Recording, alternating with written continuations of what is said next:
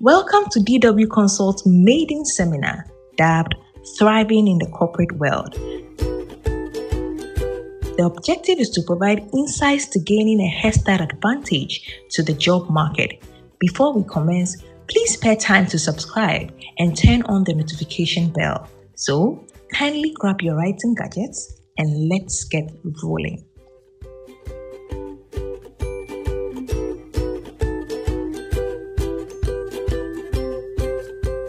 Our first speaker is Dorinda Mawenya-Kwashi. She is the founder and CEO of We Naturals, manufacturers of hair and beauty products. She is also a fashion designer specializing in fabric bags.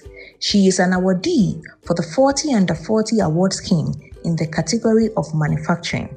Cooking, reading, and sewing are her hobbies. She is a mother of 3 boys.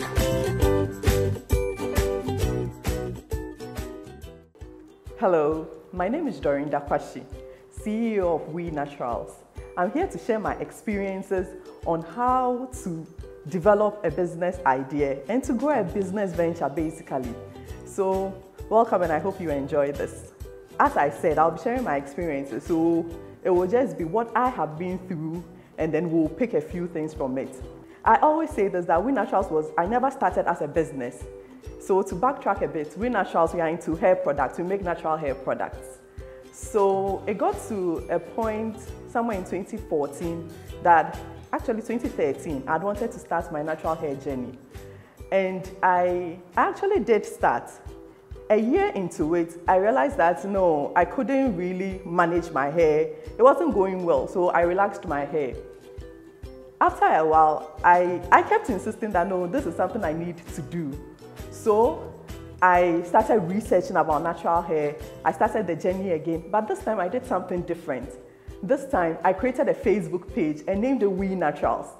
So if you're wondering where the name came from, that's it. It's just We the Naturals. So I'm natural, you're natural, We Naturals. That's how the name came about. People ask if it has anything to do with we. It doesn't. So that's how I started. I put the page up, We Naturals. Then people who were also interested in growing natural hair then also started coming on, like they joined the page, they started asking questions, they started asking what products I'm using, what I'm doing to manage the hair, etc. Then I also, because I was researching, I was more informed this time. So I was also sharing information, helping people. Then the questions switched. They started asking, what products, do you sell products? What products should we use? And that is where it came to me that, okay, this could be a business. I started also looking into products. I was saving with one of these life insurance companies. So I had a bit of money saved up at that point. I started looking into products that I could sell. I started getting products from Nigeria and importing some products from Ghana, from US. It wasn't a lot of money and it wasn't a lot of products, but it was something to start with. As the interest was growing, I also started educating myself. So I enrolled in a course in the US in product formulation, and I learned how to make products myself. That is the summary of how We Naturals started. So as you can see, it was developed out of a passion. So I had passion for hair, and then I developed the passion into a business. So the number one thing I have to say on this journey is, if you're really looking to go into business and you're serious about it, the first thing you have to consider is something you're passionate about. Not something that is making other people a lot of money then. Not something that will make you look famous or popular or make you look cool, but something you're truly passionate about. The reason why this is extremely important is because it gets tough along the way. It gets really tough and crazy along the way. But if you're passionate about what you're doing and you're going all out into it, no matter how tough it gets, because you're passionate about it, you're always looking for solutions and you're always looking for ways to go around it and then to succeed. So it's very important that as you're trying to build a business, as you're trying to develop an idea, ask yourself, is this something I'm passionate about? Is this something that I'll go all out for? Is this something that I really want to do? Because the answer to that will determine whether you are going to succeed at it or not. The other thing that I put down is the fact that quality matters. So when we started on this journey, and I learned how to make products and everything. We started making our own products, and because of where I learned or how I learned how to make products, I'm very particular about certain things. Few years into the business, we started getting alternatives to certain ingredients that were cheaper and readily available. The other ones were importing some products, some ingredients and stuff, and it was a hassle. So the question also comes, so this is cheaper, it's readily available, and then this, you have a bit of a hassle. Which one are you going to go for? Always make sure that your quality is always number one for you. Quality is always number one for you. Reason be that you might have started strong and people love you. You know how they say for Ghanaian businesses, when they start, after a while, they start spoiling their products. It's because of things like this. People always want to look for a shorter, an easier way to make more money. They cut corners and all that. You make sure that you don't do that so that it can sustain you. No matter what happens, your products or your services talk for you. So if you start cutting corners and then bringing down the quality of your product or your services, it will start showing, and naturally people will start falling off. Your customers will start looking for alternatives. However, quality matters a lot, but I jotted something down and I would like to share with you. I read somewhere that if you look back, if you're a business person and you look back and your first product that you came out with or your first service that you rendered you're not ashamed of it, then you started too late. Because sometimes you spend so much time trying to make things perfect, it doesn't look good, the label is, we spend so much time there that sometimes by the time the thing comes out, either somebody else has already jumped in or there's an alternative. You should trust yourself. If the content itself, the product itself is good enough, go with it. And then build like the branding and all those things, build them as you go along. You shouldn't just sit and wait and say, okay, I want everything to be exact, like everything to be perfect. Imagine that probably you are trying to come up with maybe a fruit juice business, and then you have very nice, your juice is really nice, such that even your family and friends and people around you, everybody's saying, why aren't you making business out of this and all? And then you said, okay, I think I want to do this. And I love doing them too, so of course the passion is there. Then you start saying, okay, I want the bottles to be as perfect as Blue Skies, or you want the branding to be like that, you want to start with a van, when are you going to start? So far as the content is on point, and the content should be, if you want to stay in business, customers themselves will start telling you, oh, your product is really good, just improve the bottle. That is fine. I hope you get the point I'm trying to make. The quality of the content should be top notch. But if you look back and your first presentation, like you don't feel ashamed of it, then you started too late. If you're sure of your content and you think this is it, don't wait too long trying to make everything perfect. Because no matter how perfect it is, you would always want to improve. So please, when you get it, hit the ground running. Another thing too that I would like to share on my journey of building business and all is be very careful about those you invite into your team. When you are starting off, it's just you most of the times, right? Because of course you can't hire people or you don't have the money and all those things. But you still have a team. Because you have people who are helping you, people who say, okay, I'll share for you, people who are supporting one way or the other.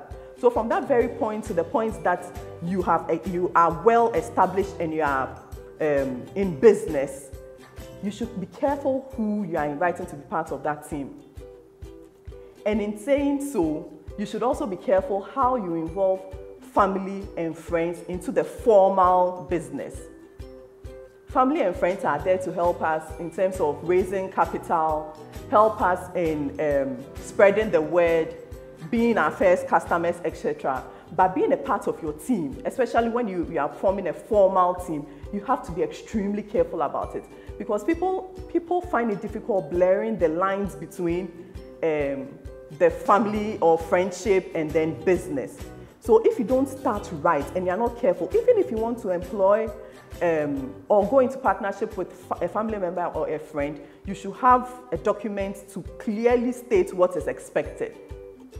And it's a risky decision to make, because going into business with family and friends, if you are not careful, there might be a point that you have to make a decision, and it's a harsh decision. But because it's family, you'll be like, oh, I can't do this. So it means you have to sacrifice one. You're either sacrificing family or you're sacrificing the business. So it's extremely important for you to think about all these things, because these are things that are like, we don't really think about them when we are starting, because we need all the support. Oh yeah, come. But then you have to really reason through this. I know some of these things I'm talking about are not really the usual things you hear, but the usual things are always there. People know. You can go online and find them. So I'm just trying to tell you some of the things that I've personally experienced, so that you also think through them as you are building your businesses. Again, when it comes to the team, you should hire people that it will be easy for you to fire. So that goes back to the family and friends things. If you think you can employ a family member or a friend, but when it comes to firing, you can easily fire that person, why not? Go ahead. You should hire people that it will be easy for you to say you are fired, or you know what, I can't do business with you again. If you can't say that, don't hire them. Because no matter how good people are, sometimes it's not even in exactly what the person is doing for the business. Sometimes it has to do with extra things. When somebody has bad energy, or somebody has a certain aura, or they bring a certain attitude to their business, when you start building your team, others will start learning them, and that is not the kind of culture you want to build. So you should think about it from the get-go. There are people that you can hire or you can ask to support you in your journey on temporary basis.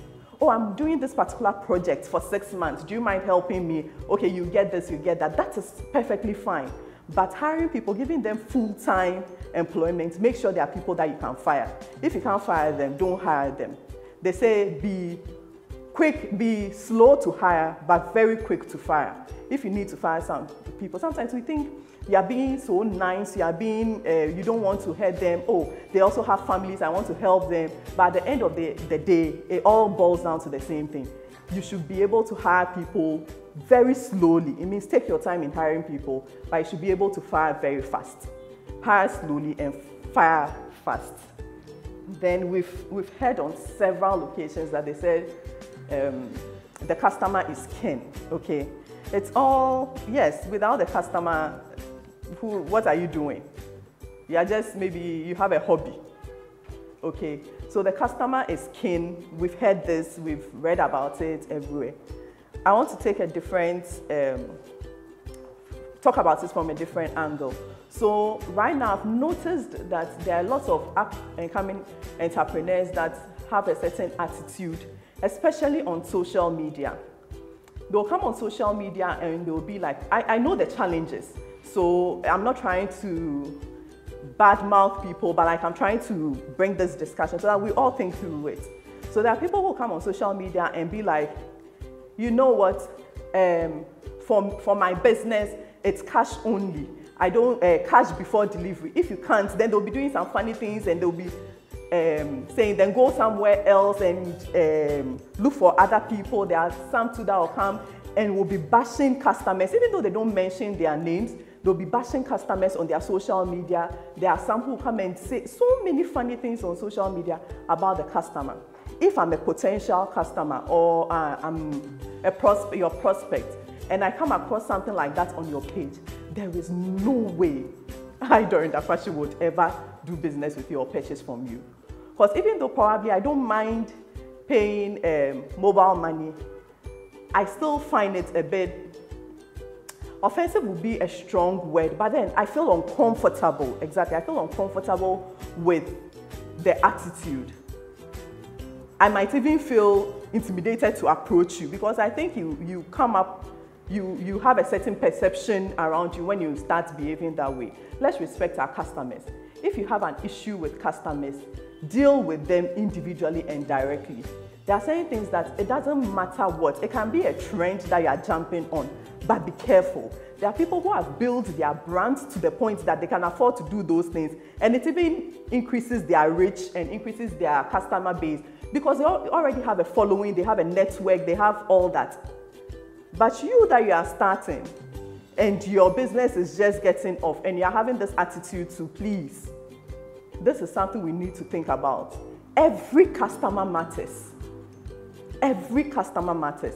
There are times that a customer will contact you, and then I have experienced that in my business myself. So we do a lot of WhatsApp transactions. So a customer will probably send a WhatsApp to any of WhatsApp numbers, and it got to a point that depending on the DP of the customer, it's a certain level of attention or response that goes to them. So we call the meeting. And one thing that I've started doing, I think other entrepreneurs should do too, when it comes to, especially when you're growing and you're not handling your own WhatsApp, you're not handling your own social media, have periodic checks.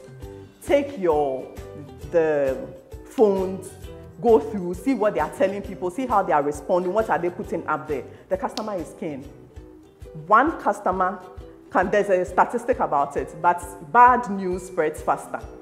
So you have to be extremely careful, especially when you're starting up. You have to be careful how you're interacting with people. You have to be very, very strategic and tactical when you're dealing with customers. It's extremely important. And knowing how social media is getting crazy nowadays, anything, someone can just pick something about you and go and write, and then that's the end of your business. So you need to be extremely careful what you're putting out there. Then, since I'm on social media, I'll quickly touch on this. The pressure on social media is a lot. And it's not everything that is on social media that is the truth. So as you're starting this journey, as you're building your business, make sure that if you have a conviction, don't be swayed by what you see. For instance, you sell, let's say bonnets, hair bonnets or hair. Then you see another, maybe a competitor's page. The competitor also sells bonnets and always posting customers' feedback, or they are always posting customers in the bonnet, taking pictures, and then you see videos of about 30 packages that they say, packages going out today, then they are excited and dancing and all that. And you're thinking, the maximum I've done in a day is 5. Maybe I should just give up. Or maybe a lot of things will go through your mind. And naturally, it can happen to anybody.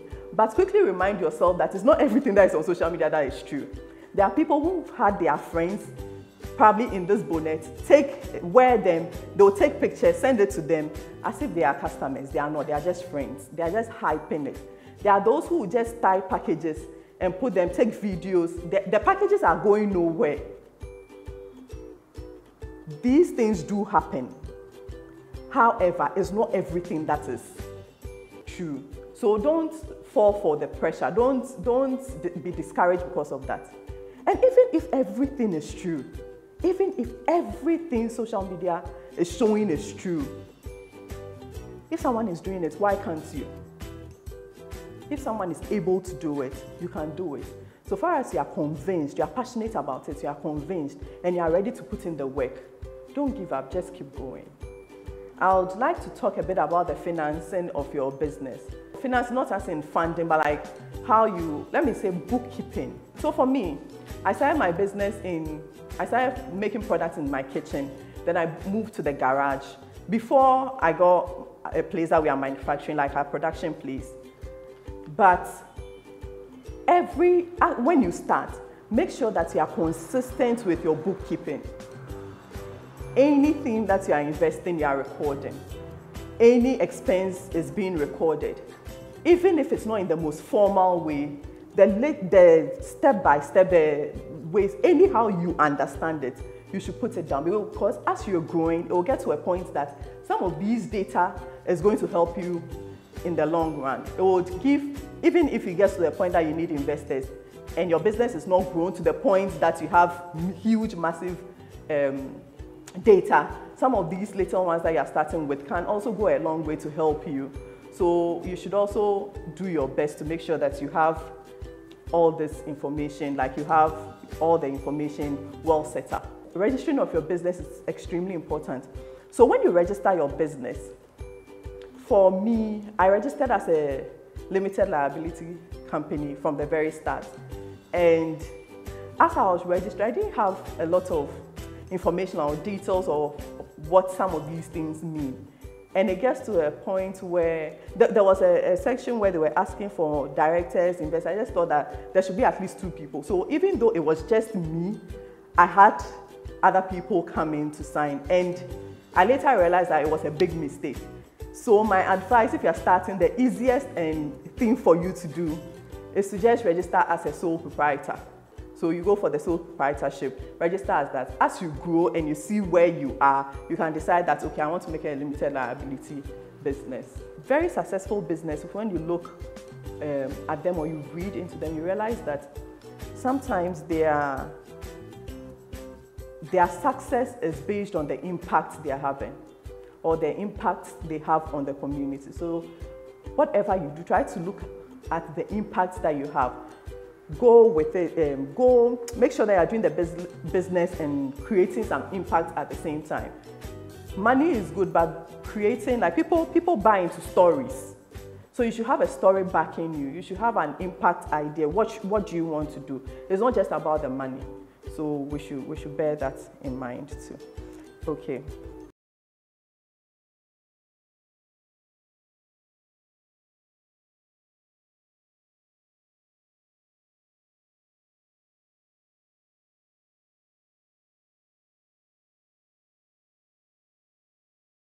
Okay, so we have some questions here.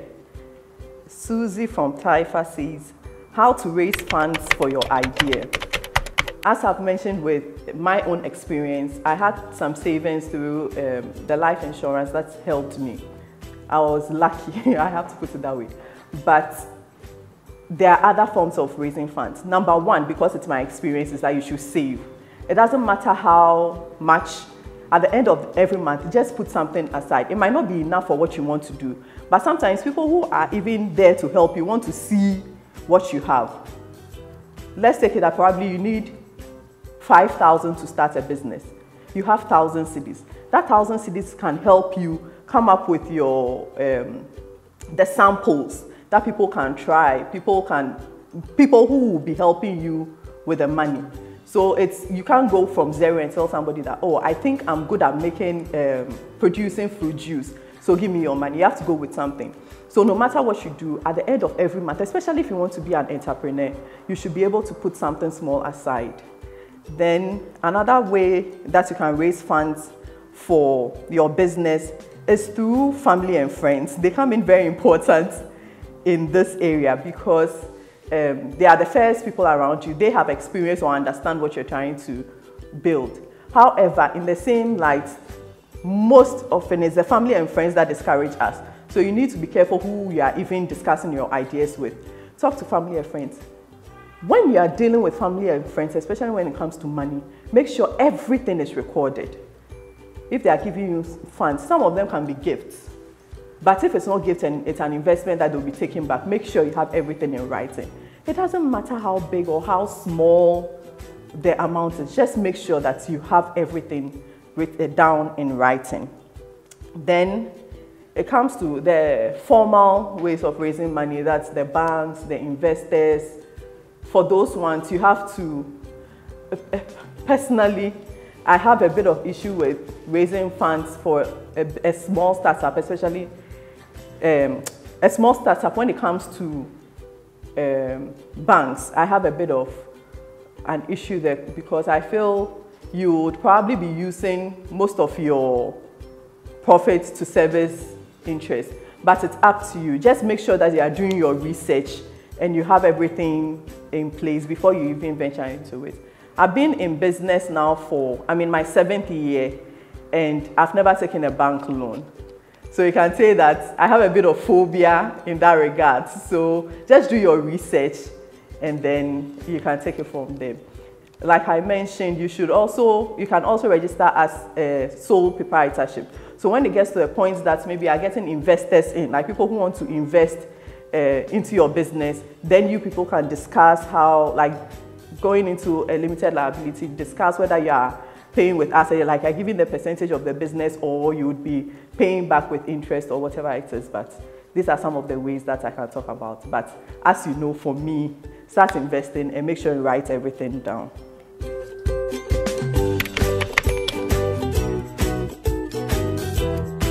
So we have another question from Michelle from UPSA. She's saying, knowing what you know now, is there anything that I would have done differently when first starting? Oh, a lot. A lot. And most of the information I'm giving now is based on my own experience and things I wish I had done differently. So number one is the fact that I would have registered my business as a sole proprietorship and not as a limited liability company, because now I have to get somebody to be a director and all that. And it gets complicated, especially when you are doing well in business. It starts getting complicated in that regard. Another thing too is I'm very slow at firing, because I think it's like in my business, in We Naturals, we say that we are all family. So imagine that you are just coming to sack somebody and tell them, oh, you can't do, like I get emotional about it. So that's something that I've worked on, or I'm working on, and that's something that I would have done differently. There are so many people that I should have fired earlier. I'll just give a few instances. There was one, actually he was the very first employee. He was a dispatch rider, because I was making products. I bought a bike so that I would be doing our deliveries. And it got to a point that I realized that he was actually stealing from me. So I sat him down, I spoke to him, because I couldn't, by then I had gotten a lot of people, like I had employed others. But I sat down with him and spoke to him. He was like, oh, it won't happen again. He begged, oh, passion and all that.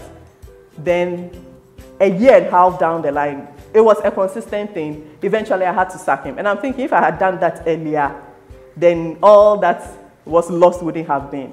Then there was another instance. There are so many, so I'll just summarize and say that I'll probably fire more quicker, just like I'm telling you to do now. It's extremely important.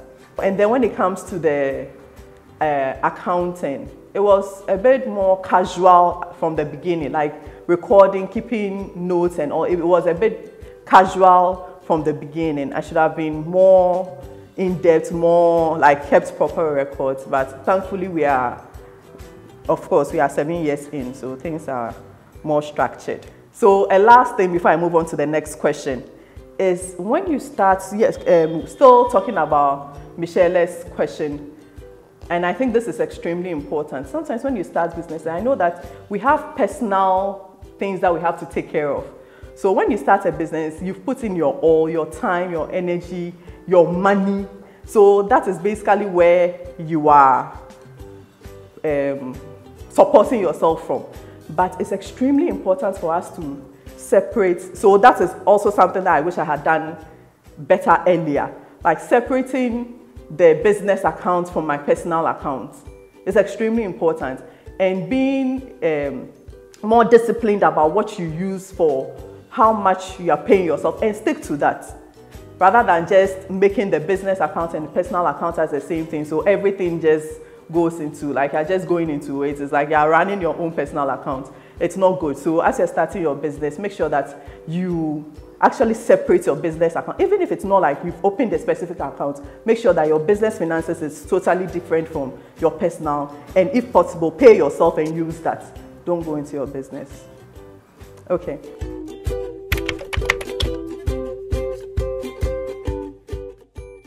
So Charles from Mamprobi says, do you have to find a replacement for a recalcitrant employee before replacing, or just fire and later replace? This is a tricky one, because it's extremely important for you to fire. When there are certain things that if you don't fire early, it ends up breaking you down or sending your business back. So for me, I'll say that you fire immediately. There are certain offenses, there are certain things that when they are done, you can probably give a warning but with others, for instance, they are stealing from you, they are going behind you with their customers, there are certain things that you have to fire immediately. But for others, you can give warnings, and if the habit is not being changed, you can replace. But I understand that sometimes it's difficult to replace certain people. So yes, I'll still insist that fire and work around it. As entrepreneurs, we wear many hats. You are the accountant, you are the CEO, you are the production head, you are everything. That's why it's good for you to really know and understand your business. Even if it's a field you are not good at, know the basic things so that you can fill in whilst you are trying to find a replacement. But there are certain offenses or certain things that when any member of your team does, you shouldn't give a second chance. For those ones, make sure you fire quickly. But if there are issues that you can resolve, either give a warning and then observe behavior and all. Yeah. I enjoyed sharing part of my experience, and I'm looking forward to having the opportunity to share a lot more, because there's so much in those 7 years that I want to talk about, and I hope to get the opportunity to. Thank you for listening to me. I'm Dorin Dakwashi.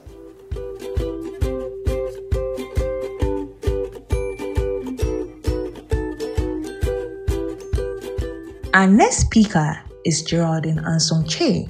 She is the People and Culture Executive for Solartech Electronic Ghana Limited, SEGL. She has over 10 years experience in administrative and human resource management. She is a prolific reader and enjoys swimming. She is the mother of 3 girls. I'm Geraldine Ansong-Che, and I'm here today to speak to us about how to write a catchy CV or resume and some do's and don'ts of interviews. So I get this question often, asking what the difference between a CV and a resume is. Basically, the only difference is that the CV has your school stuff, your qualifications, your educational stuff, but a resume is a clear, concise picture of your skills and qualifications. That's the basic difference. In Ghana, we use CVs a lot. We usually don't say resume, but it's fine. Whatever you are asked to send, you just know that if it's a CV, you're adding your educational stuff to it. And if it's a resume, it's just a summary of everything without all the educational stuff. So how to write a catchy CV? First of all, I want to say that thanks to technology and all of that, you don't have to really, for the look of it, you don't need to, stretch yourself out. We have lots of fantastic websites where you can go and get help. So for example, Career Builder and Indeed, you can get help there with the formatting and the look and all of that. But when it comes to what to put on there, the information, you want to be sure you have 1 or 2 things that set you apart, because you have thousands of people applying for the job you are applying for. You want to make sure that you stand out, and that's why we're here today. So according to HR statistics, it takes between 5 to 7 minutes for an HR person or recruiter to go through your CV. Let's get to the main things to help you. First of all, don't use a generic resume. When I say generic resume, don't do a one-size-fits-all. You want to make sure that the resume or CV you are sending is tailored to the position you are looking for. So you don't want to have one, do one, put it down. You're looking for work. This X position, you send. Y position, same thing. Z position, same thing. No, you don't want to do that. You want to tailor it to suit the position you are applying for.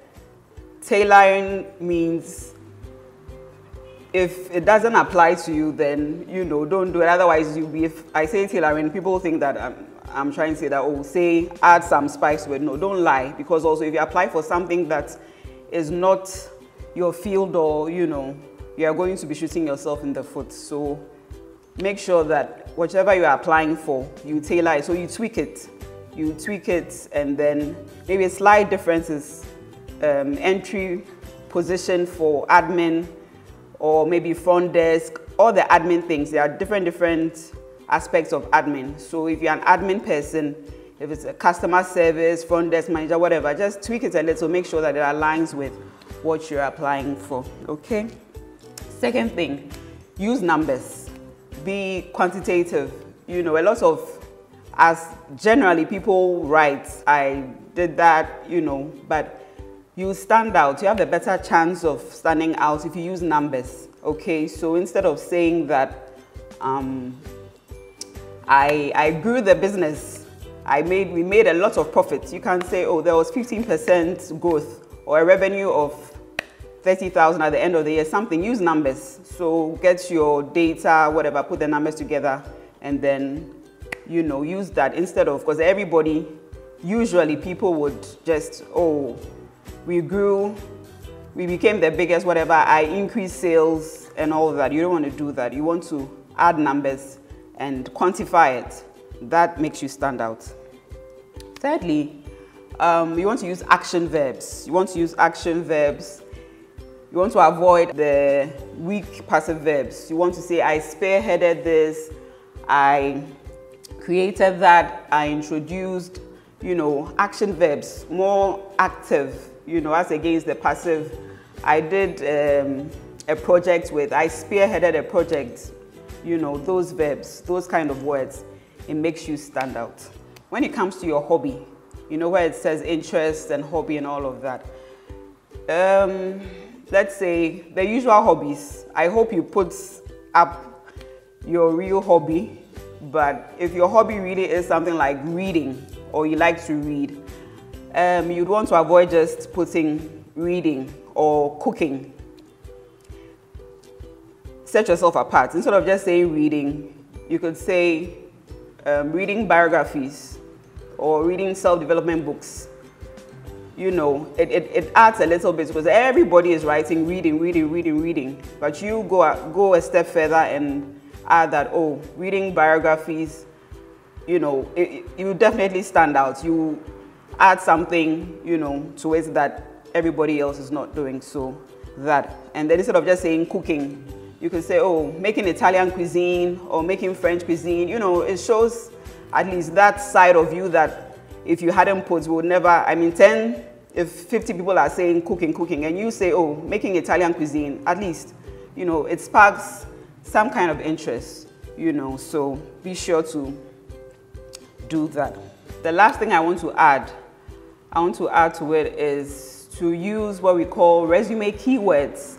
Now, resume keywords are especially applicable when there's a large pool of CVs. You know, it's a big company, lots and lots of CVs. People usually use softwares to filter, okay? And when the software is being used, the software looks out for certain keywords. So you want to be sure to use those keywords so that, you know, you are picked, for lack of a better word. Yes, so first set of things to use in your CV is the name of the company and then the position. So say if it's a customer service position at DW Consult, you want to make sure that you put that in there. So I'm a personable customer service rep with X number of years, and I'm looking forward to working with a team at DW Consults. You see, when you do that, it shows that you have tailored your CV to the position you are looking for. So you are mentioning the company name and you're also mentioning the position. So it tells us that it's not a generic CV you've put out there. You've actually tweaked it to align with the position you are looking for.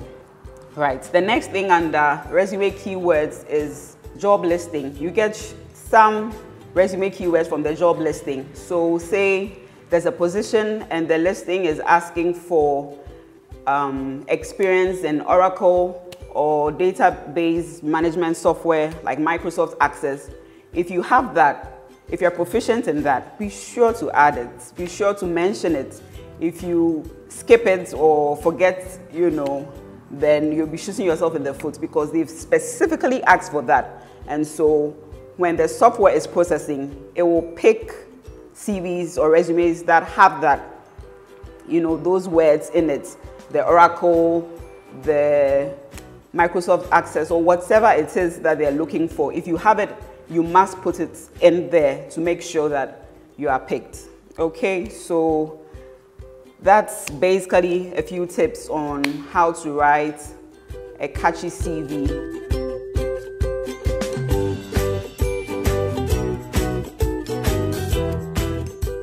So let's jump right into interviews, do's and don'ts. Okay, starting from the preparation before you even get there. You apply for the job, you wrote that catchy CV, you got called, given your dates for the interview. So now let's go through the things you need to do to make sure that you ace the interview and get that job. First thing first, make sure to research the company. I know we're looking for jobs, we want to be hired, we want to be paid at the end of the month, but you need to research the company. You need to know, even if you think that you know about them, maybe it's a bank, it's whatever, you still need to do some research.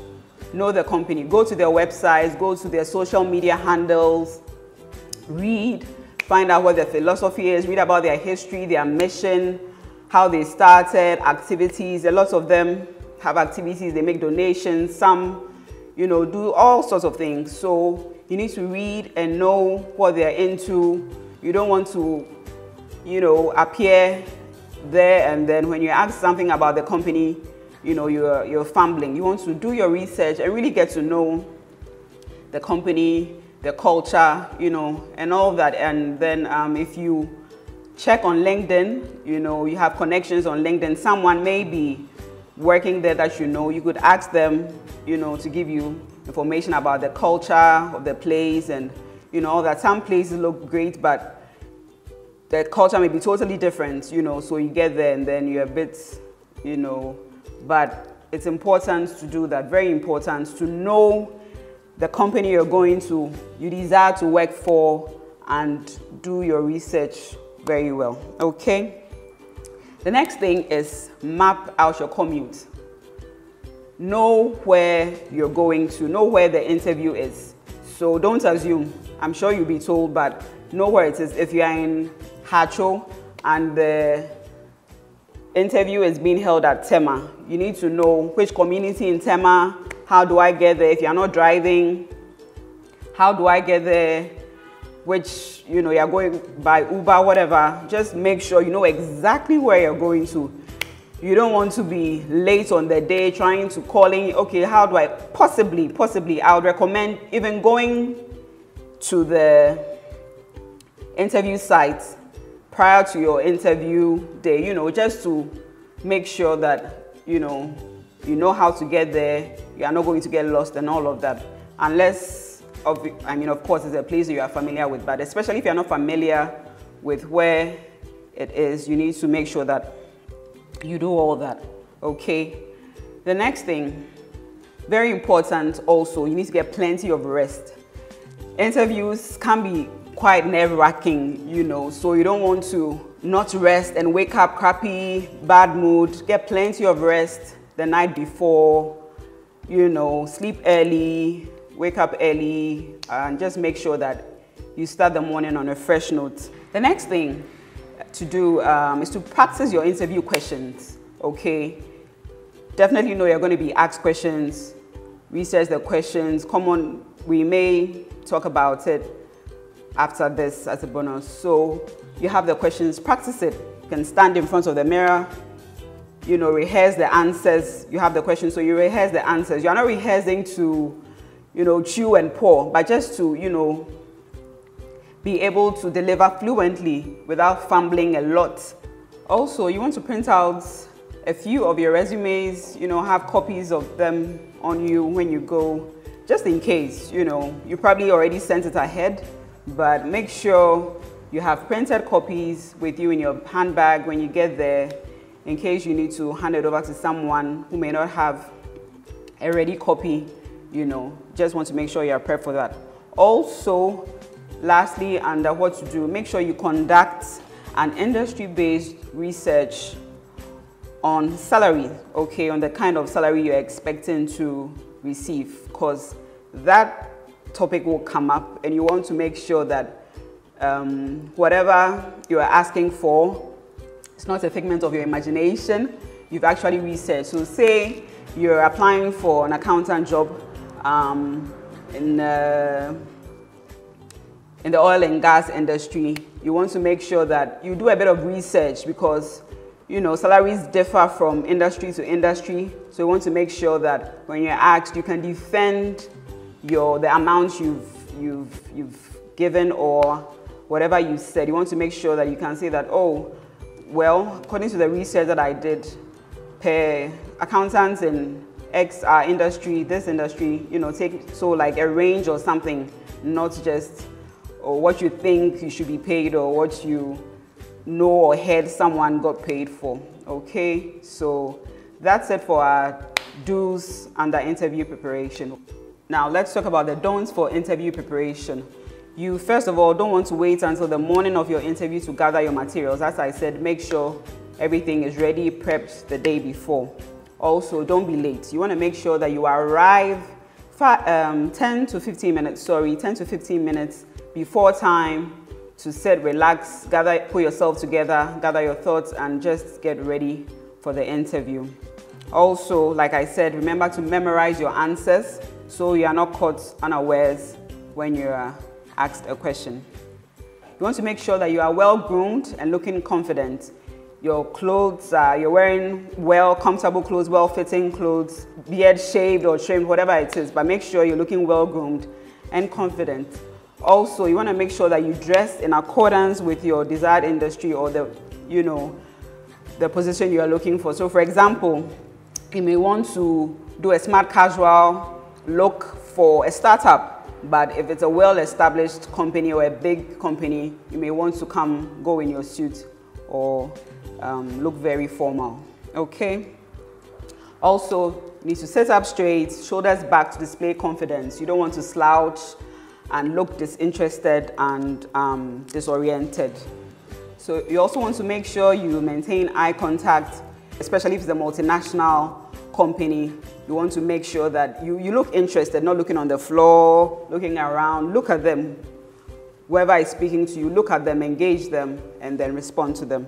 So for the don'ts of your look and then your appearance, don't wear loud clothing, strong perfume. It's a no-no. You want the attention to be on you, what you have to offer, not your look or how you're smelling or anything like that. Don't also fidget, touch your hair, your face, fold your arms. Just sit comfortably, relax, and then just dig right into it.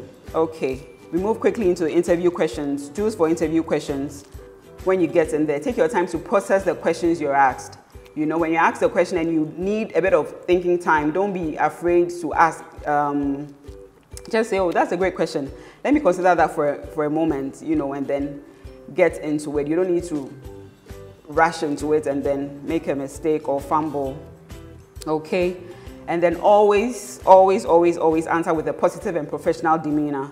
If you're asked about your previous employer and it wasn't such a great experience, just professionally, you know, respond to it. Just make sure that, you know, you sound professional and talk about your past without coloring it. And then by all means, ask a question. You'll probably be asked, do you have any questions? Don't say no.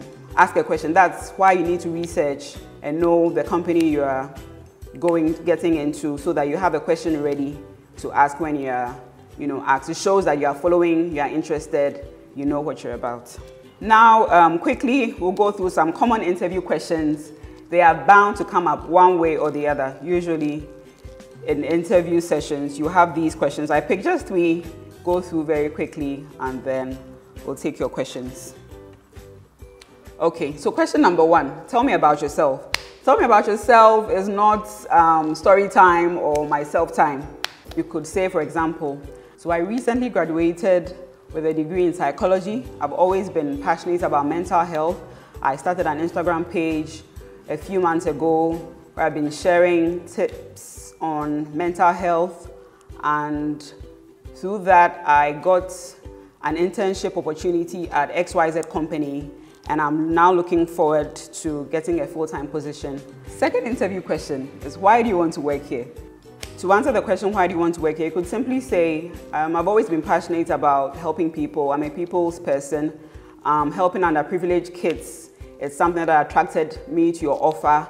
I'll be proud to work for a company such as yours. You know, something as simple as that, and you're good to go. Finally, the third common interview question, why are you leaving your current workplace? You know, you want to answer honestly, but don't give too much detail, and then if you are leaving or have left on a bad note, like I mentioned earlier, you don't want to, and my boss didn't like me, and we're always fighting, and I was doing my best, but nobody saw it, and all of that. You know, just keep it simple. Look at the professional aspects of it. So you could say, while I gained a lot of experience from my previous company, I feel there's no more room for growth for me there, and I'm looking to developing my skill set and going up in my professional career. Simple as that should be. Okay, all right, and so yeah, that's it basically on interviews, do and don'ts, and I am ready to take your questions if you have any.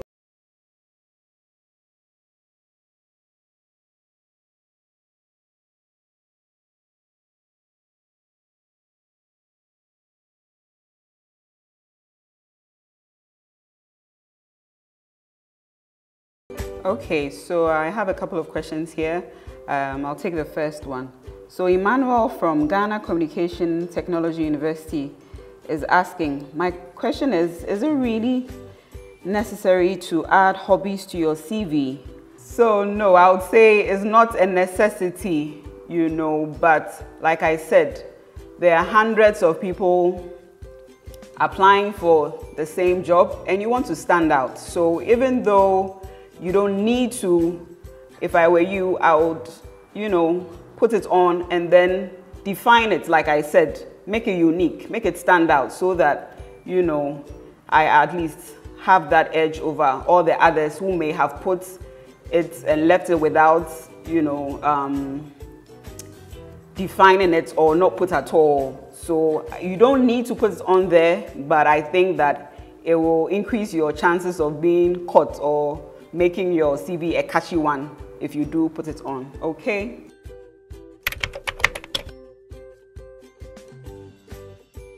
I have Eunice from UPSA.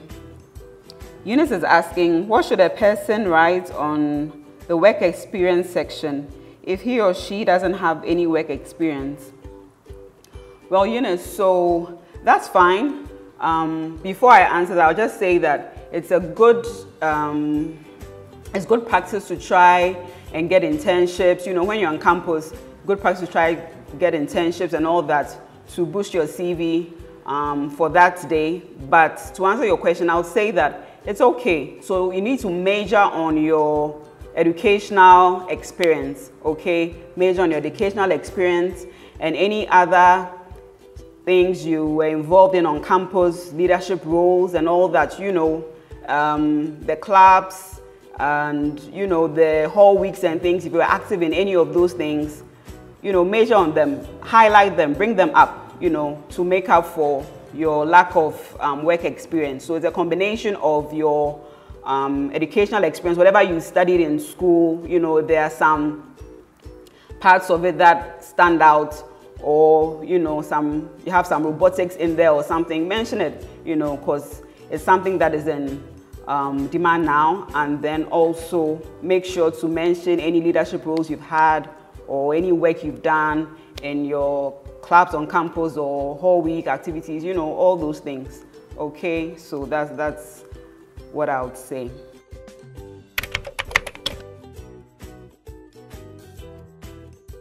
Kwatin is asking that what are some of the things you must do or not do, as in you must add or not add to your CV?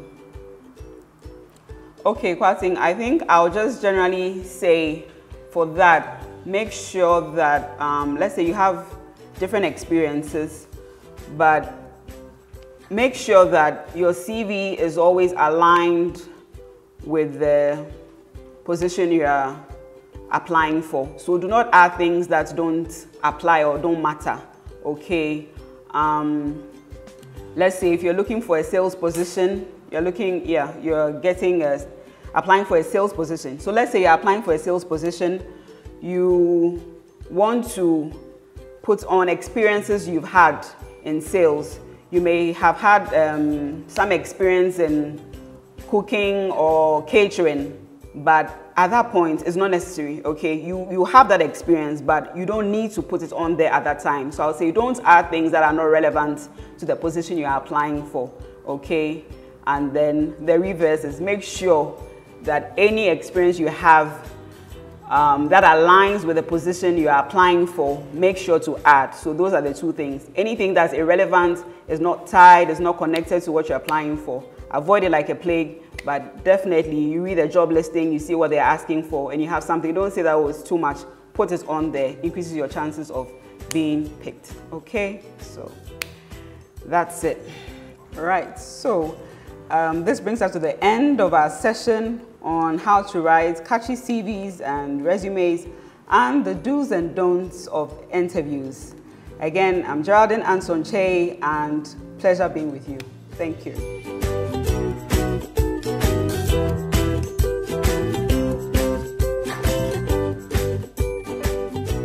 Our last speaker is Edmond Dwamena. He is the lead consultant with DW Consult, an accounting and business consultancy entity. He is a fellow with the Association of Chartered Certified Accountants, ACCA. He has over 10 years experience in accounting, budgeting, and taxation. He loves to teach and watch movies in his leisure moments. He is a father of 2, a boy and a girl. Thank you very much for having me here. It's my singular honor to be bringing you a presentation in this maiden seminar. Okay, so we've had great presentations so far from Geraldine and Dorinda. And I believe we've put down notes that is going to impact our life through our careers and our entrepreneurship drive. So mine is going to be a top-up of what has been discussed so far. So I'll be touching on managing your finances appropriately, okay? So once you've successfully gained employment and you're growing in it, and you've been able to start, grow, and sustain your entrepreneurship ventures, money will be flowing to you. And it's very essential that you are able to manage them appropriately for your life to see an upward trend. So one of the major indicators of progress is inflow of money, the increase of it.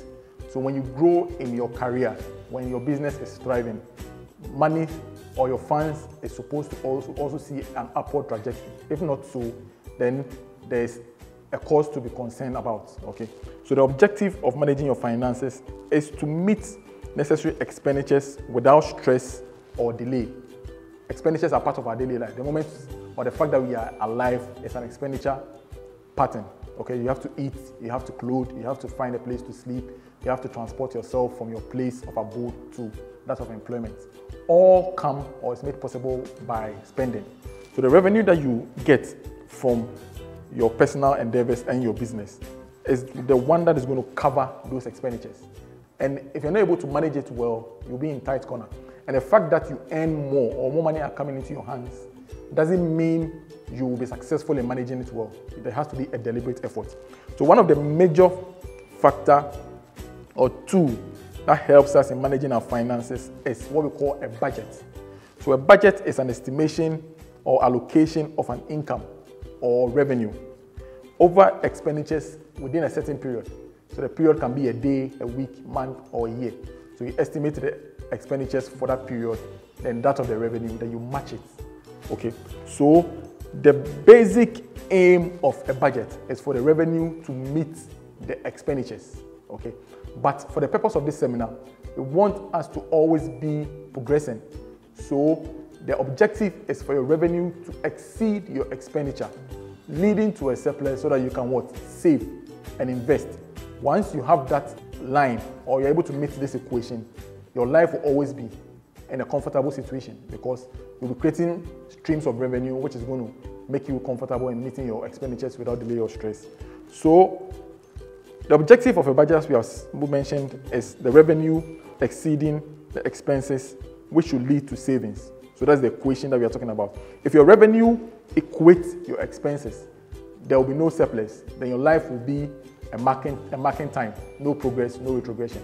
If your revenue trails your expenses, it means that you'll be struggling in meeting them. There will be a retrogressive pattern in your life. So the equation is your revenue exceeding your expenses, leading to surplus, and then you can save and invest. So now that we have established those elements, let's look at them one after the other. The first we'll be touching on is revenue. So this is the cash inflow to a person or a business.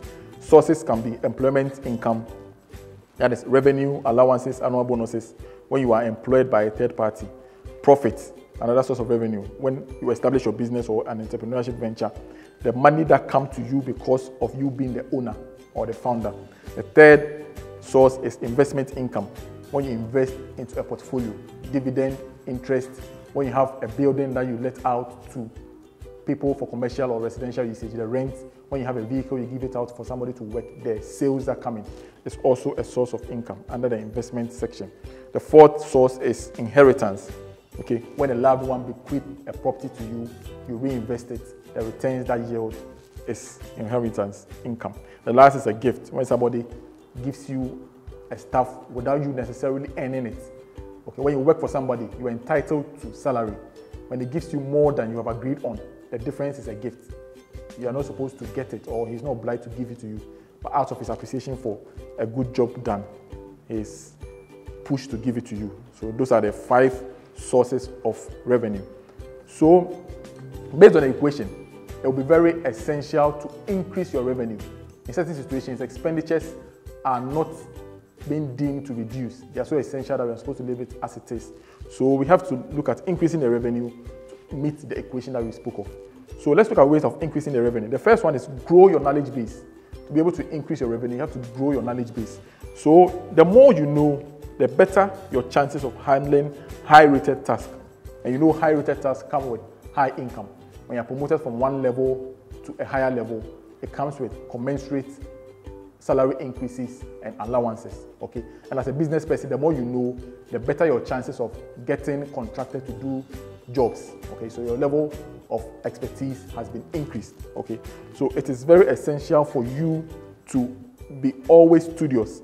Resort to the internet instead of using it for menial things. Just sign on to a course, upgrade your knowledge. Whatever you come across, try and learn something from it. Whoever you come across, try and learn something essential from them. It will push you in the direction of increasing your revenue. The second is your experience base. So experience moves what you've learned from your mind to your fingertips. Okay. So the more experience you have, the better efficient you become. Okay. So when you are efficient, you do the job at a lesser cost, i.e. at a lesser time than you would have, or reducing the wastage, all will lead to having a higher margin between your revenue and your cost. Also, experience tells potential clients or employers that what you've projected yourself out or what you capture on your CV is actually the real deal. It's not something that you've conjectured. Okay, so if you realize job advertisements, the higher the profile, the more number of experiences that they require. So you should resort to apprenticeship or internship. Not concerned about making money, but gaining experience. The third is grow your integrity. So integrity is performing the job you've been employed to do to the expectation of your supervisor or your boss without supervision. So when you're sent out to do a job, your boss shouldn't be concerned about whether you're doing it well or not. Because if they have to hire somebody to look after you, that is more cost. Your boss should be able to give you a job and invest the time elsewhere and make more money. Also, you shouldn't be concerned about making more money personally at the detriment of the business. So you're sent out to buy a stuff, you connive with the supplier, increase the fee to get your cut, but increasing the cost to the business. That is not integrity. Integrity is what you bring to the table. It talks about character, it talks about truthfulness, it talks about trustworthiness and loyalty. The fourth is to grow the business. Be an ambassador for the company you're working for or for your business. If you're an employee, promote the fortunes of the business. When that happens, the business will have more power to pay you an increased fee. Even if you don't get increased in your remuneration, the business stands the chance of surviving for a very long time and providing you job security. And next is growing your revenue streams.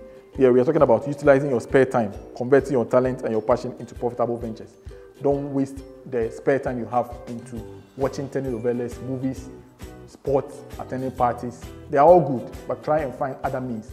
If you know how to cook healthy, good food, find somebody who doesn't have the time to do so or doesn't have the skill, then you bridge the two. You have the solution, they have the problem. Charge a fee. Don't just be using your talent for yourself. Buy assets. Assets are stuff that increase your earnings. Okay, so any item that makes you worse off with its introduction that you wear is not an asset. It will grow you. So if you want to buy a vehicle, make sure you buy a vehicle that you can afford, or calculating its expenses will put you in a better position than at where when you didn't have those assets. Okay, we are done with the revenue, so we'll move on to the next element, which is expenses. So expenses are the cost for executing an activity or to discharge a purpose. So if you want to eat, you will incur expenses. If you want a place of abode, you will incur rent expense. If you want to move from your house to your business or your employment base, transportation expense will come in, clothing, utilities. Okay, those are expenses. Okay, so again, relating to the equation, we have to try and keep our expenditure static if we are increasing our revenue, or try and reduce it if we cannot increase our revenue and it has to stay static. So we are going to look at ways where we can manage our expenses to be able to achieve the equation that we've spoken of successfully. Okay, so the first thing to do is that your expenses must be dictated by the revenue you have available. It shouldn't be dictated or directed by your preference living or the way you want to live or your dream life. Neither should it be dictated by somebody else's style of living. Neither should it be dictated by the economy going on, whether it is booming or not. The amount of revenue you have should be the one to determine which revenue you should allow or how you should spend on it. Secondly, you should set a savings target. Determine how much you want to have in your savings coffers. The difference between the revenue and the savings will be the disposable income, the one that will inform you of your expenditure pattern. Then record all your expenses, the one for the short, medium, and the long term. Leave nothing out, record them. Categorize them into needs and wants. Needs are inevitable, wants can be done away with. Okay, so needs, feeding, clothing, shelter, transportation. Okay, the other ones can be televisions, those are wants, can be data or leisure activities. And even within the needs column, there can be wants. The way you manage your needs can lead to a want. For example, you need to eat, but you don't necessarily have to eat in a high-rated restaurant. So eating in a high-rated restaurant becomes a want being extended from the need. Okay. Now, when you compare your expenses to your revenue and the equation cannot be met, then you have to cut or manage your expenses. Here, you have to cut out the want. If you're eating in a high-rated restaurant, you have to step down to an avenue that you can afford, but you shouldn't compromise the quality of the food. Okay, so let's look at certain tips that can help us in reducing our expenses. So the first one is to have less cash on you, less in your Momo account, okay, more in your bank account. Make sure you have restricted access or easy access to your funds. Make sure you have a daily budget. You plan your day and be liquid enough to fulfill them. When you do so, you are less likely to yield to temptation of spending outside your budget or yielding to impulse buying. Okay. The next one, buy in bulk. So when you buy in bulk, the unit price will be cheaper or lesser than if you were buying in singles. Also, utilize discount sales and promotions. So the needs that you have, make sure you fulfill them when there is an opportunity to buy them at a cheaper cost or when the goods are being promoted. Invest in quality. Quality is cheaper in the long term. Inferior is more expensive in the long term. For example, you want to buy a shirt, which is a need. Instead of buying a quality one costing $100, which can last for a year, you decide to buy a lesser quality one, which is costing $40, but can last for only 3 months. So at the time the year elapses, you would have bought 4 of those shirts costing $160, which would have only costed you $100 if you had bought the more quality one. So whether you have spent $60 extra in fulfilling your need. So quality is very essential. Maintain a healthy lifestyle. When you keep a healthy lifestyle, eating right, exercising the body, it keeps you from being bedridden. Remember, your strength is your greatest asset. That is what you use to work to derive more money. So when you maintain a healthy health style, you make sure that you're always in a proper shape to make more money. Also, when you fall ill, there is no guarantee that you will revert to your original health. Okay, when you ask the doctors, the healthier you are when you fall sick and you recover, the health post and pre is not the same. So you have to try as much as possible to keep fit. Try and have regular medical visits and live well, exercise, and eat quality food. Ensure against inevitable expenses. For example, your children's education or that for yourself. You know it will come up. Once you have a child, education is essential. Try and take up an educational policy with any insurance company or a bank to cushion yourself against that. If you are the first point of call in the family, you have older parents, okay? Death, in as much as we don't want to permit it, we'll be knocking at their door very soon. Then you have to find money to prepare for funeral, especially if in Africa, in Ghana. It is a huge business. So you can take up a funeral policy to cater for that. Catering for your retirement too can be catered for that. Okay, so what it does is that it helps you to pay small money now for those companies to come up and cater for those expenses on the D-Day. So it's very essential. The last one, avoid liabilities. Okay, so liability is anything that makes you spend more with the existence of the item than you wear. So you want to keep your food fresh, you want cold drinks to consume. You're a family of 3. Instead of just getting a tabletop fridge, you go for a double-decker refrigerator. So what it means is that you have spent more, which you're not going to get back. The double-door refrigerator is going to cost you more in electricity expenses than the double or the tabletop refrigerator. But the benefit is only going to be restricted to what you require. The expense is not going to be slashed down, but the benefit will reduce. So you're spending more but getting less benefits. So try and avoid such situations. Okay, and also try and pray against uncontrolled or unplanned expenditures. You are living right, you are exercising, but out of the blue you fall sick. You cannot explain it. The money that has been set aside for other areas, you have to divert it to get well. Same for your dependent. Okay, so prayer is very essential. Now, once we've been able to achieve the equation, we have increased our revenue, or we've been able to manage or reduce our expenses, the surplus has been achieved, we do not have to spend it. The excess must not be spent. Don't say you have excess, so you are going to convert it into other expenditure areas, or you are going to move a need to a want. For example, your lunch is $2. Because you have excess, you are going to convert it into $3. No, the purpose for achieving the excess would have been defeated. Okay, so the excess must be saved and spent. Let's look at avenues of maximizing our savings. The first is to set a target for your savings. Don't just save arbitrarily. Let there be a purpose for which you are putting down money or you're achieving the excess. It can be for your education or that of your children. It can be to embark on a vacation. It can be to renew your rent. It can be to build. It can be to prepare for your pension. Whichever purpose you want, make sure there's a purpose or there's a savings going in that direction. When that is done, it sets a goalpost.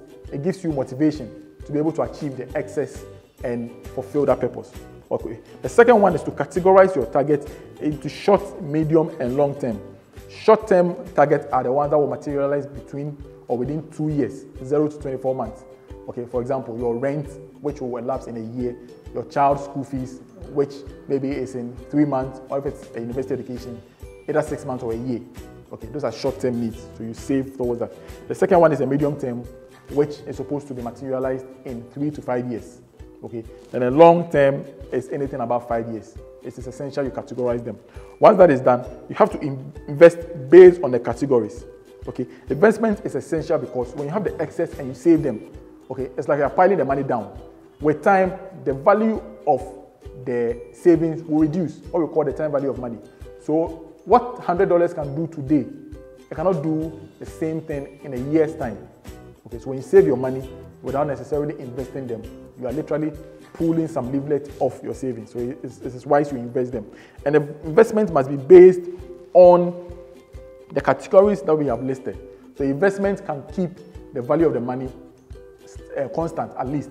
and at times we can give you returns and create other streams of revenue. So when you invest based on the categories that we have listed above, it is very good because it helps you to allow the savings or investment to work, bring you returns, and use it for other areas. Okay. Lastly, never terminate the investment before the maturity period. Every investment has a period that is supposed to be terminated or you call on. So when you invest in the medium term, maybe within 3 years, don't go for the investment, don't cancel it after a year, because when you do that, you are not allowing the money to yield returns for some to be allocated to you. Also, when you cut short your investment, even if you get the principal, the amount you invested initially, time value of money will affect it. So you invested a year ago, thinking of 3 years, then a year on, you go for the investment. When you get the same amount you invested, the value would have been depreciated, in as much as you are getting the same amount. Okay, so try as much as possible. That is why you have to invest based on the categories, so that you feel comfortable, allow the money to work, and you get or yield the maximum benefit from it. Now, let's look at investments of our savings. We've spoken about the savings. Let's look at measures that will help us be successful in our savings. Okay. The first thing to note is that return and risk have a positive correlation. Return is the benefit associated with your investment. Risk is the tendency of your investment devaluing or not meeting the target. Okay. So you invest looking for $100 profit or interest. It doesn't yield that. That is a risk. What this is saying is that the higher the potential of the benefit, the higher the risk of you losing out on your investment. Okay. The lower it is, the lower the risk. So you have to note that. Okay. Secondly, you have to identify your risk profile. So a risk profile is the willingness and preparedness of an investor for a risk trade-off. So a risk trade-off is the margin of a return over the possible loss of value of an investment. So the risk trade-off is the return on the portfolio, the area that you want to invest, and the risk. You look at the two, then you are the one that you are less likely to choose. That is the risk trade-off. If I choose the investment based on the promise of the higher return over the higher risk, that is the trade-off. Okay. So if you are enticed by the promise of a higher return on a portfolio over the existence of a higher risk, you attempt to be a higher risk profiler or you are a risk taker. Okay. And when we talk about risk, we are not talking about uncalculated risk. Somebody promising you a higher yield, then you fall for it, because we are saying that if the risk is higher, the return is also higher. Return or risk are supposed to be calculated. For example, when you want to invest in agriculture, there is the risk that the rain might not fall in the particular period that you are sowing. Even if it rains, there is no guarantee that the crops will yield. Even if it yields, what is the guarantee that you will get transportation to the market or it will not rot in its station? And even if you're able to transport to the market, what is the guarantee that there will be customers or consumers to purchase your goods and make money? Those are the risks that we are talking about. And because the risks are higher compared to investments like treasury bills, the return will also be higher, because if you're able to sail through all these tendencies, the probability, and you get to the market, you're going to get a higher margin. Okay, that is the higher returns. Okay. On the other hand, if you are scared or you panic because there is a high risk associated with the portfolio you're thinking about and makes you neglect the promise or existence of a possible higher return, then you are risk averse or you have a low risk profile. For such a person will ignore going into agriculture and invest in profiles such as treasury bills, fixed deposits, because those portfolios guarantee you your principal and your interest. Okay. Now, it is essential that you invest based on your risk profile. There's nothing wrong with you being a risk-averse investor or have a low-risk profile. There's nothing too outrageous about you being a risk taker. It is your temperament, and you have to live by that and invest based on that. Okay. Now, let's look at the portfolios that we can invest in. Possible portfolios, a few of them. So, as we said earlier, invest based on your risk profile. So, for a short-term investment, again, up to 2 years, if you are a risk-averse investor, you should be looking at investing in savings accounts with the banks, treasury bills, fixed deposit. This investment promises you your returns and at least your principal.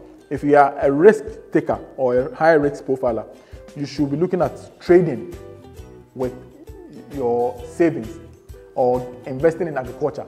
Again, care must be taken because, as we said earlier, the duration for your target must match the duration for the investment. So if you're going to invest in trading, make sure you are entering into wares that can turn around, give you back your money and your benefits within the period that you have set for the target.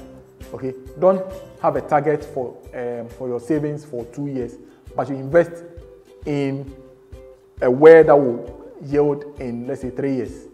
It's not reasonable. Okay, so if you want to trade or you want to enter into agriculture, make sure you go for a crop that will be sown, germinated, sold, and get your money, which will tie in with the duration of the targets. Okay. For a medium-term investment, for a risk-averse individual, you also can look at savings account. You can just leave the money in the account for it to keep yielding interest. Treasury bills, you can renew it or roll it over. For treasury bills, we have 30 days, we have 60 days, we have 182 days. Okay, 30 days, 91 days, 182 days. So when you invest for, let's say, 182 days and you want to continue, just roll it over as a risk-averse or risk-low profiler. You can also roll over your fixed deposits. Okay, that's what you can get. For a risk taker or a high risk profiler, you can also go into trading and agricultural activities. Be mindful of the duration of the crop or the activity that you are going to engage in so that your money will be safe. For long term, any target that is supposed to be yielding above 5 years, you can invest also in savings accounts if you are a low risk profiler or a risk averse individual. You can also invest in treasury bills, roll over your fixed deposits. Okay. For long term risk taker, you can invest in insurance. So life insurance, all those kind of insurance that will bring you benefit in the long term. You can invest in real estate, buy and sell lands or buildings. You can invest in equity, invest in shares on the stock market, stuff like that. You can also invest in agriculture. Again, being cautious of the timing of the crop that you are going to invest in. Okay. So this is where we draw down the curtains on our discussion. I believe we made much sense.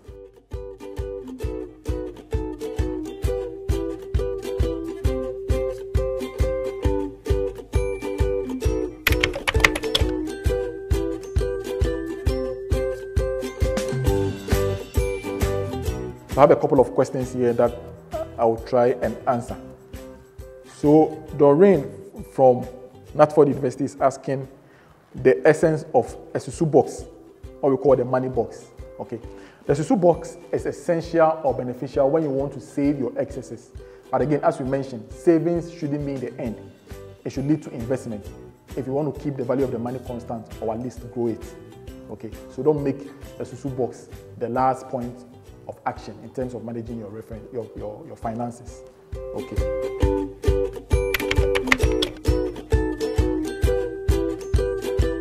Okay, so we have Jonas from Ashalebutri asking, can I increase my expenses when my revenue also goes up? That is not an advisable thing to do. Okay, so once your revenue goes up, unless you were squeezing yourself in your expenditure to be able to meet the excess, okay, so you were eating not healthy food, okay, but once your revenue increases, the first thing that must increase is your savings, provided your feeding is okay. Okay, there's nothing wrong with your expenditures. Don't say I'm buying a quality shirt which is costing $100 because I've been increased in my salary. I've given an increase or a raise in my salary. Let me go for $200 just because my salary has increased. There must be a reason why you are increasing those expenses. They must be realistic. It must not be based solely because there has been an increase. As I said earlier, the fact that you receive a higher amount of salary or remuneration or revenue doesn't mean that you can manage successfully your finances. It depends on the deliberate effort you put at it. So when you get a salary, make sure your savings increase, okay, not your expenses, because the equation must be met. Okay, so those are the two questions that I've received, and I believe I've answered them adequately. Okay, thank you very much for your time and your attention. God bless you.